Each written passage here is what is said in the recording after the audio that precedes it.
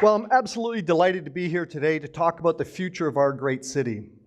Now, earlier today we had a fascinating talk about the power of story, and I'd like to try to build on that idea. I'd like to share with you some stories that I hope will convince you that we should invest in the youth of our city. I hope that the stories will convince you that if we invest in the so-called Facebook generation, that the future of our city will be much brighter. Now, the investment that I'm talking about, the investment that I'm advocating, is to globalize our city, to globalize Minot one millennial at a time. I recently had an opportunity to travel around the world with 600 students, and I saw the power of this idea in action. Now, many of you will be familiar with Thomas Friedman's work in his book called The World is Flat. And in that book, he talks about 3 eras of globalization.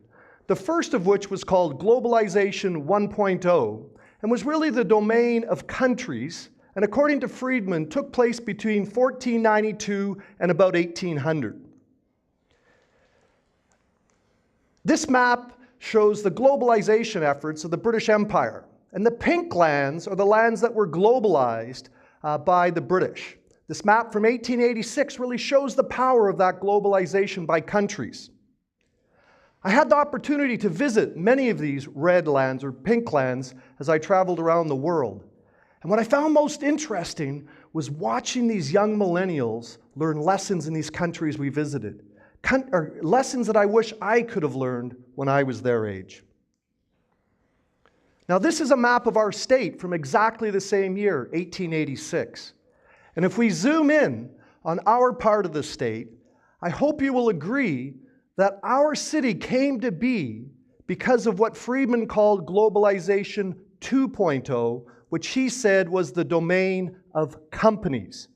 And I hope you will agree that it was the railway company, not a country, but a company, that created our city that winter. Because our city is a product of globalization, I think the time is right now to build on that great foundation and to empower our young people by entering in the third era of globalization, Globalization 3.0, which is really the domain of individuals. Now, this map, 127 years after the last 2 maps, shows the journey that I undertook with over 600 amazing college students, most of whom were juniors or seniors. And that means that most days we celebrated a 21st birthday. Just imagine traveling around the world where every night there was a 21st birthday. It was amazing. We even had a couple young ladies who lost their 21st birthday when we crossed the international date line. But in addition to these 600 amazing students, we had 75 faculty and staff. We had about 50 family members, 50 lifelong learners, and we had one Archbishop. Archbishop Desmond Tutu sailed with us for 75 days. He was incredibly generous with his time and wisdom with the students. He volunteered to come and talk to one of my classes, a global management class. And in preparation for that class, the students prepared a series of questions that they wanted to ask the Arch, as he was known on the ship. Now, it was a very stormy day, the day the Arch came to our class, but he bravely stayed with us. And what I'd like to do is play a short video clip that shows some of the places that we visited over the 100 days, but also includes a voiceover from Archbishop Desmond Tutu talking about these great people. You couldn't have defeated the apartheid all by yourself, so how did you keep up the morale of those working with you to reach a common goal? Thank you very much. Can I also say it's a very great joy for me to be with you. When people have asked me what you look forward to most going to semester at sea, I say being with the students. You don't maybe know just what fantastic people you are. And oldies like us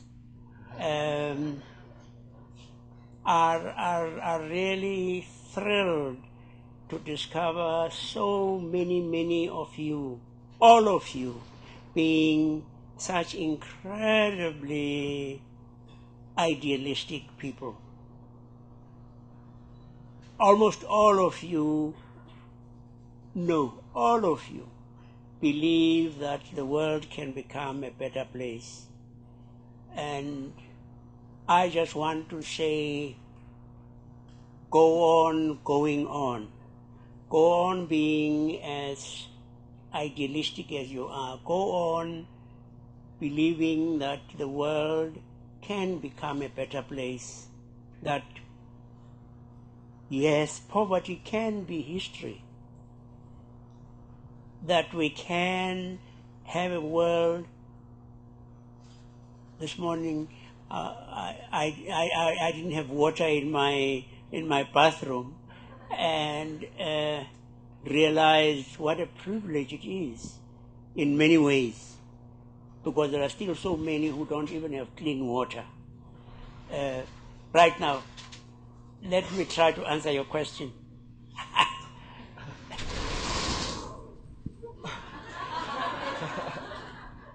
Are you still there? When the arch finished, it was that very stormy day as we were going into Yokohama, Japan. We'd been sailing from Hawaii. The captain tried to miss a storm, which didn't work, and we kind of hit this storm head on. In the soundtrack that you should have heard, you would have heard all of the students laughing at the end of the clip. And that was laughing as we could hear these huge waves hitting the ship. Later in the voyage, the captain shared with us that that had been the second stormiest day that he, the captain, had ever spent at sea. Quite an amazing day it was. But when we arrived in Japan the next day, we were all very excited to be in Japan, as you can imagine, and to be on land. And Japan was the first place that I really had the opportunity to witness these young people become global citizens. In Japan, I was with a group of students when we had a guide talk to us about the different religions in Japan. The guide shared with us, in fact, that there are about 90 million people who follow the beliefs of the Shinto religion, the indigenous religion from Japan. There are also about 80 million Japanese who follow the beliefs of Buddhism, the religion that came to Japan from Korea, but originally from India. The interesting thing, though, is the total population of Japan is only 132 million. So the reality is most Japanese double dip or believe in the religions or tenets of more than one religion. That was a very powerful story for the students, because as they look around the world, they see often that religion creates stress or conflict or even war. And here we saw a nation that could have that harmony of two religions.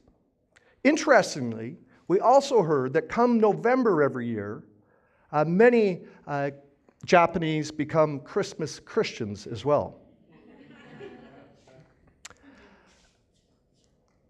China is a country that I wish every American student could visit. Unless or until you visit China, it's very difficult to understand this complex country. Again, I was with a group of students as we visited the country. And as you see this picture, many of the sort of older people in the crowd, the baby boomers like me, might think that bicycles and China go together. We remember pictures from the 1970s of people riding bicycles in Beijing. I can assure you that the streets of Beijing are not full of bicycles today. In fact, the streets of Beijing are very, very busy, and it's really a transformed city. It's transformed, and it's transformed recently, and one of our guides shared with us how each decade has marked a difference in that country.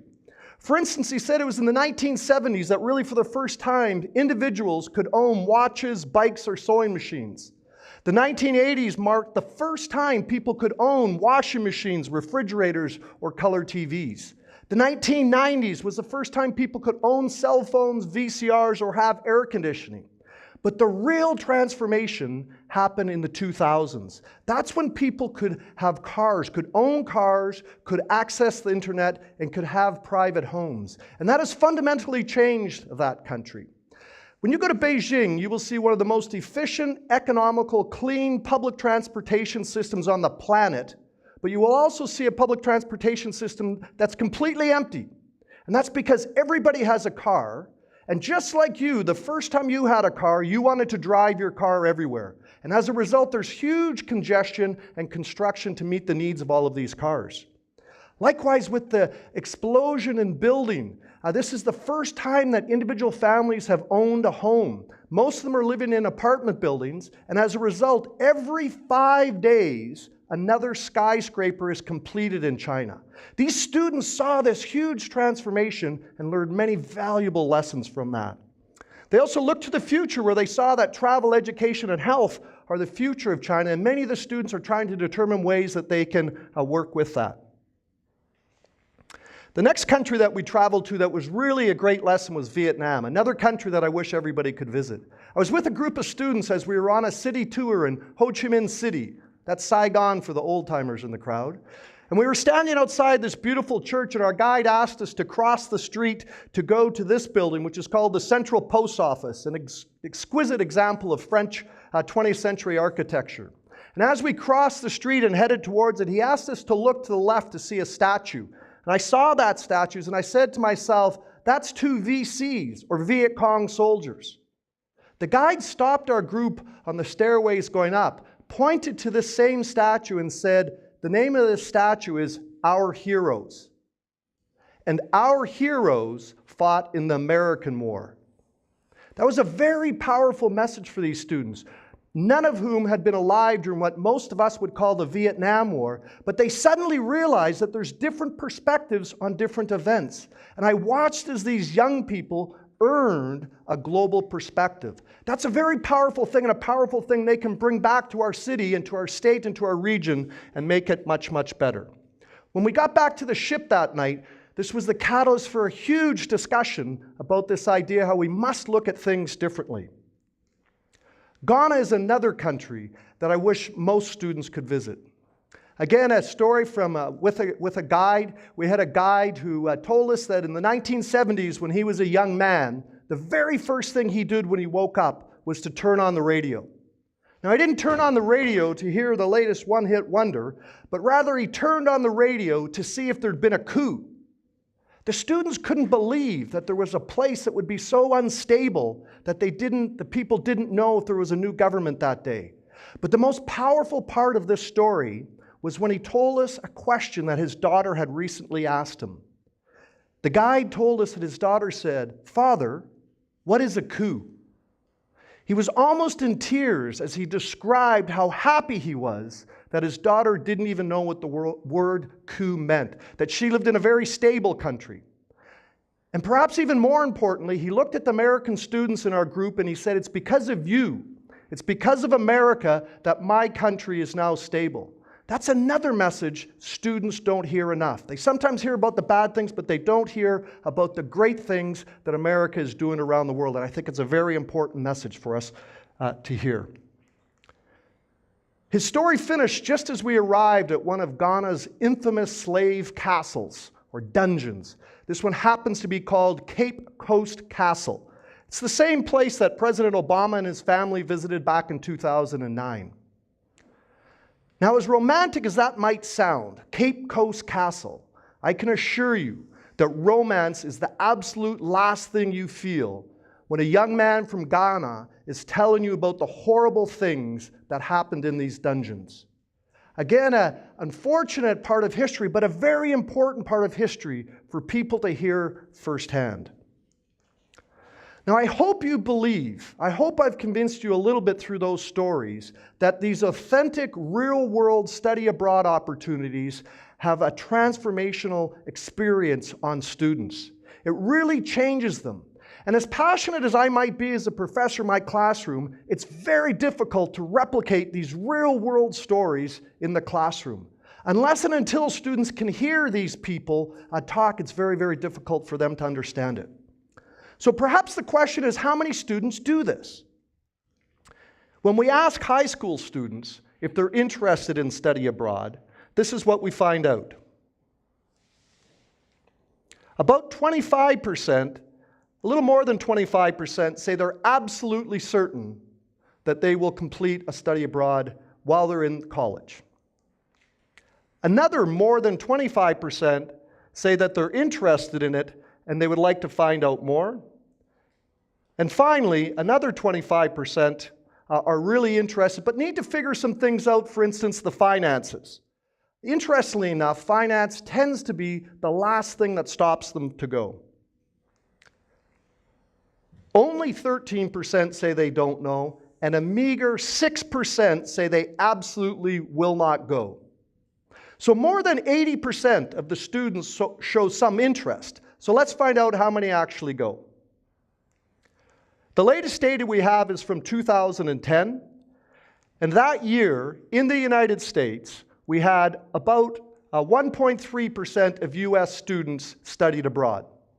If we extrapolate that over 4 years, then that would be about 5% of US students studied abroad. But let's say the extrapolation is way off. Let's say that 10% actually go. In North Dakota, the numbers are even less. In North Dakota, when we ask, or we find out in 2010, less than 1% of the students go. If we extrapolate that over 4 years, it's a little over 3%.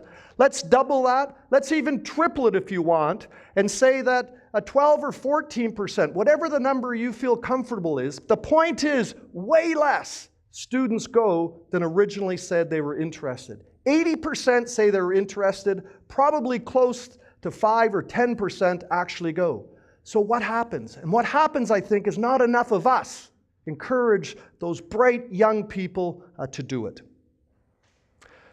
So what I would ask you is just to imagine, if you're a parent, an educator, a policymaker, an employer, just imagine if you had people in your organization, if you had students, employees, or constituents, sons or daughters, that had experienced some of these transformational ideas, had met some of these people that love America, had seen global perspectives firsthand, has watched transformations in countries as important as China.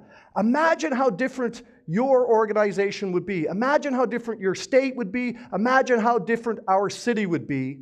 But I want you to go one step forward. Rather than just imagine, let's make it happen. Thank you very much.